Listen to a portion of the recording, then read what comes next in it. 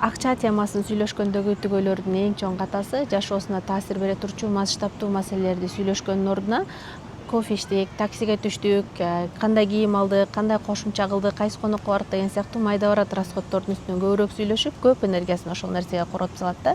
А чынында кандай үйдө жашайбыз, бала чакабызды кандай жерде окутабыз, жашоо образыбыз кандай болот деген сыяктуу жашоосуна чоң таасир бере турчу көп акча талап кылчу маселелерди сүйлөшүп макулдашып алганда түгөйлөр кадимкидей ынтымактуу болот. Биз жолдошум Арстан экөөбүздүн үйлөнгөнүбүзгө быйыл августта 10 жыл болот. Анан бизди ынтымакка чакырып, чарбагыбызды, үй бүлөбүздү биргелешип макулдашып башкарганга жардам берген. Негизги дайыма туруктуу сүйлөшүп турган 6 теманы жазып алдым. Ошону силер менен бүгүн бөлүшөйүн деп турам. Эгер баракчама жаңыдан катталып, жаңыдан мени көрүп аткан болсоңуз, менин атым Айсулуу Алмаз, финанс адисимин жана жазуучумун. Ойлорумду түрдүү соц тармактарда жазып бөлүшүп турам. Ушул YouTube каналымда дагы акчанын психологиясы, финансылык сабаттуулук, деги эле психология, жашоону жакшыртуу, өнүгүү темаларында видеолорду айтып бөлүшүп турам. Ушул сымал контент кааласаңыз, баракчама катталып, башка соц тармактардагы баракчама да катталып алууңузду сунуштайм. Биринчиси, түгөйлөр кандай үйдө жашайбыз, кайда жашайбыз, кайсы шаарда жашайбыз, шаардын четинде чоң үйдө жашайбызбы же шаардын ичинде батирде жашайбызбы, кичинекей бийик кабат үйдө жашайбызбы деген теманда эң биринчи макулдашып алган аябай маанилүү. Себеби кандай үйдө жашаганың, үйгө канча акча коротуп атканың бул негизги расходдоруңдун ичинен эң негизги расходуң чыгашаң болгондуктан ошол нерседе түгөйлөр экөө бири-бири менен макулдашып алган аябай маанилүү. Биз мисалы шаардын ичинде, шаардын борборунда жашаганды аябай жактырабыз. Себеби мен машина айдабайм. Машина курска барып окуп көрсөм дагы айдаганды үйрөнүп алган жокмун. Айдаган да мага такыр жакпайт экен. Ошон үчүн дайыма биз шаардын борборунда жашоону тандайбыз. Шаардын борборунда жашоо салыштырмалуу бир аз кымбатыраак, бирок шаардын четинде ошол эле суммага чоңураак үй алып жашаганга мүмкүнчүлүгүң болот да. Бирок биз жолдошум экөөбүз макулдашып сүйлөшүп, мага да ылайыктуу болсун, сага да ылайыктуу болсун деп, анан шаардын ичинде дайыма кымбатыраак болсо дагы кичирээк үйдө жашайбыз деген сыяктуу макулдашып алганбыз да. Анан эгерде мисалы менин машина айдагым келбеген, мага жакпаган жашоо образын сунуштап, мисалы жолдошум жок шаардын четинде чоң үйдө жашайлы, ошол жерден үй алалы деп мени сүйрөп кеткенде мен бактысыз болуп калмак. Балким жолдошума ыңгайсыз боло турган үйдө мени алып келгенимде ал да бактысыз болуп калмак. Ошол сыяктуу кайда жашайбыз, кайсы үйдө жашайбыз деген нерсени алдын ала түгөйлөр макулдашып алса, көп проблемасы чечилип калат. Видеонун башында айткандай, адамдын чыгашаларынын эң чоңу үйгө, батирге берген акчасы түзөт да. Анан эгер ошол маселеде макулдашып алган түгөйлөр, анда кийинки акчасын башкарганына дагы аябай жеңил болот. Экинчиси, түгөйлөр кандай машина айдайбыз деген нерсеге дагы аябай макулдашып алганы маанилүү. Себеби чоң килтейген кымбат Lexus айдайсыңбы же жөнөкөй эле Hyundai же болбосо Toyota айдайсыңбы? Ошол нерсеге да макулдашып, ошого да бюджет жумшаганы маанилүү. Себеби адамдын үйүнөн кийинки эле негизги расходдордун бири да машинеси да болуп эсептелет да. Себеби машинени алгандан кийин бир эле жолу сатып албайсың, анан айлык страховкасын төлөйсүң, улам оңдотуп туруш керек, карап туруш керек. Кымбатыраак машина ала турган болсоң, кымбатыраак жанагы оңдотконго акчалар кетип турат. Страховкасы да жогорураак болот деген сыяктуу. Ошон үчүн түгөйлөр мен сөзсүз түрдө башкалар элдер айдап аткандай Lexus айдашым керек эмес, балким биздин бюджетке жөнөкөй эле бир кичинекей Toyota ылайыктуудур, балким бир жөнөкөй эле Hyundai ылайыктуудур деген сыяктуу маселелерди да макулдашып алган маанилүү. Бул учурда сөзсүз түрдө мисалы өзгөчө бизде жолдоштор, күйөөлөр, эркектер чоң машинелерге, кымбат машинелерге кызыгат эмеспи? Ошо кызыгып атканда бул машинени мен чын эле алганга азыр мүмкүнчүлүгүм барбы? Үй бүлөмдү кыйнап аткан жокмунбу? Же элге көрсөткүм келип атабы? Биздин үй бүлөдө 3-4 эле киши боло турган болсо, мисалы 7-8 кишилик килтейген машиненин, бийик машиненин мага эмне кереги бар? Мен күндө тоого чыгып атпагандан кийин шаардын ичине балким чакан эле, азыраак эле бензин талап кыла турган машина айдасам болобу? Элемнедеттен алыстаганга мүмкүнчүлүгүм барбы деген нерсени да макулдашып аткан аябай маанилүү да. Ошон үчүн биз мисалы жолдошум экөөбүз Hyundai айдайбыз, кичинекей, биздин төртөөбүзгө ылайыктуу. Тоого чыкпайбыз, жаратылышка чыкпайбыз. Бизге мисалы жанагындай чоң SUV машиненин кереги жок.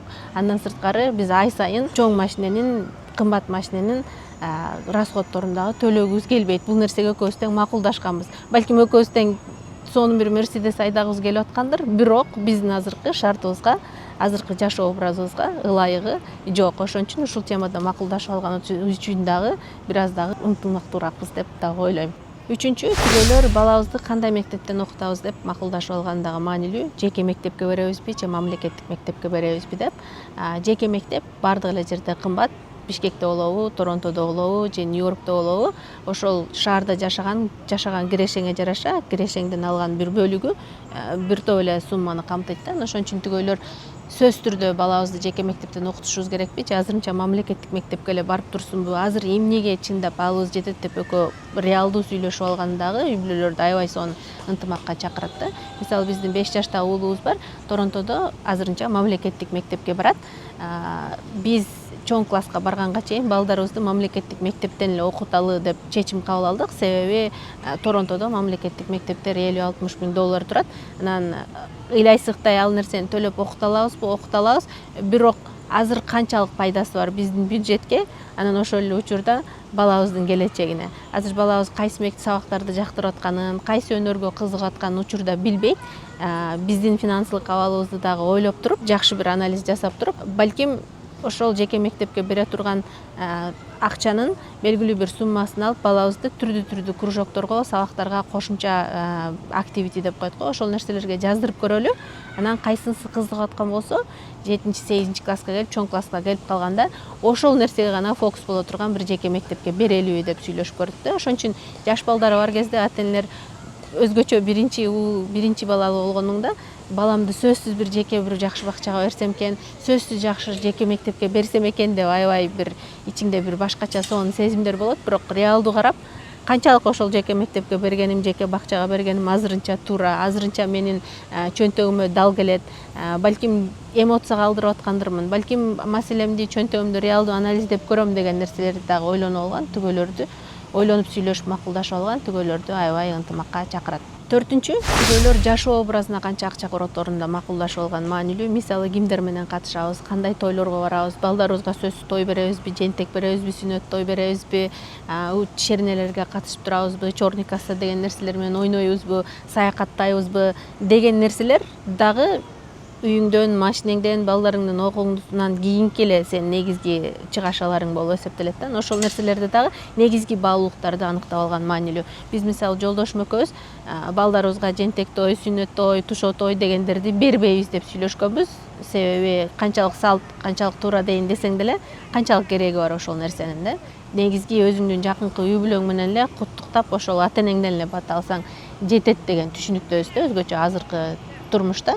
Анан баардык тойлор менен, шеринелер менен катышпайбыз дегенбиз да. Бул нерсе бизге чет өлкөдө жашаганыбызга деле жардам берип атат. Бирок чет өлкөдө деле кыргыздар толтура, катышам деген киши катыш толтура таап алса болот да. Бирок биз саналуу эле кишилер менен катышып чай ичебиз, жанагындай ушундук тойлорго, шернелерге деген нерселерге барбайбыз да.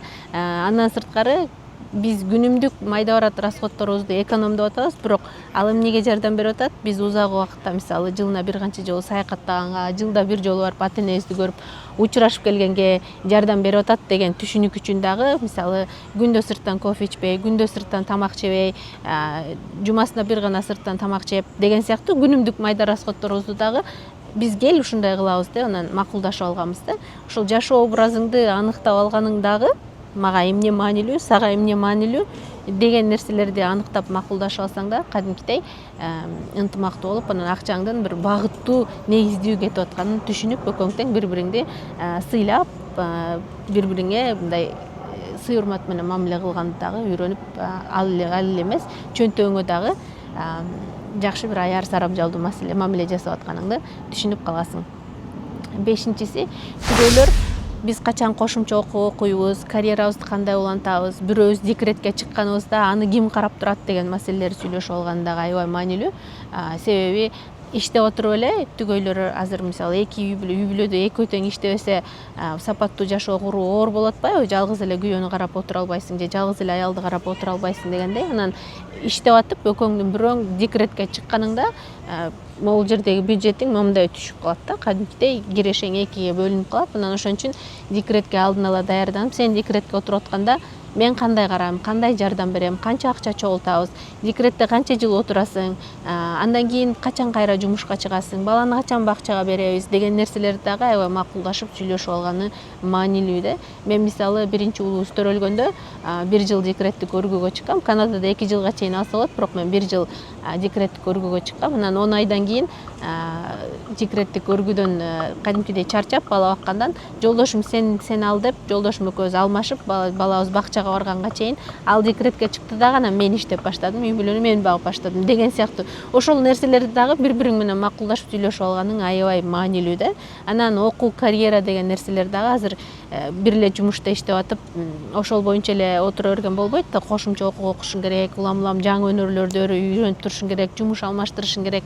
Карьераңды өнүктүрөм десең, ошондой кошумча инвестициялар жасоо керек болот да. Ошол маалда мисалы мен кошумча окуй турган болсом, ошого сумма алсак болобу азыркы бюджеттен акча. Сен карьераңды жумуш алмаштырып атканыңда бир канча ай кокус иштебей кала турган болсоң, биздин үй бүлөбүзгө таасирин тийгизеби бюджетибизге? Мен сени ошол учурда колдоп турайбы, колдоп турбайбы деген сыяктуу маселелерди дагы тынч отуруп сүйлөшүп алган аябай маанилүү. 6-чы, келечекке кандай инвестиция жасайбыз? Балабыздын окуусуна, биз пенсияга чыкканда керек боло турган акчаларды азыр чогултуп баштайбызбы, айына канчадан акча чогулта алабыз деген нерселерди реалдуу сүйлөшкөнү маанилүү да.